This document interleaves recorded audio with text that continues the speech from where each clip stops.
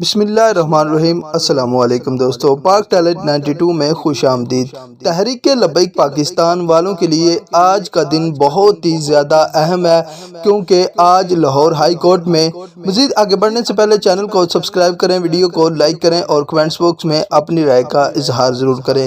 ناظرین، آپ جانتے ہیں کہ لاہور ہائی کورٹ نے علامہ سعد حسین رضوی کے حق میں تاریخی فیصلہ دیا، لیکن اس کے باوجود حکومت نے علامہ سعد حسین رضوی کو رہا نہیں کیا، اور اس کے بعد جسٹس طارق سلیم جو ہے وہ غصے میں آگے اور انہوں نے حکومتی وکیل کو بلوایا اور کہا کہ آپ نے ابھی تک علامہ سعد حسین رضوی کو رہا کیوں نہیں کیا، جس کے بعد حکومتی وکیل کا کہنا تھا کہ ہم ایک ہفتے کے اندر اندر آپ کو بتا دیں گے کہ سعد حسین رضوی کو کیوں رہا نہیں کیا۔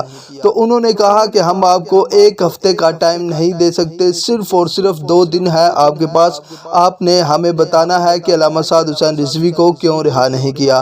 تو ناظرین، آج ان کا ٹائم جو ہے وہ ختم ہو چکا ہے۔ آج 8 اکتوبر ہے اور آج جو جیل سپرنٹینڈنٹ ہے اس کو لاہور ہائی کورٹ میں پیش کیا جائے گا، اور جو طارق سلیم صاحب ہے وہ ان سے پوچھیں گے کہ آپ نے ہمارے حکم کے باوجود سعد حسین رضوی کو کیوں رہا نہیں کیا۔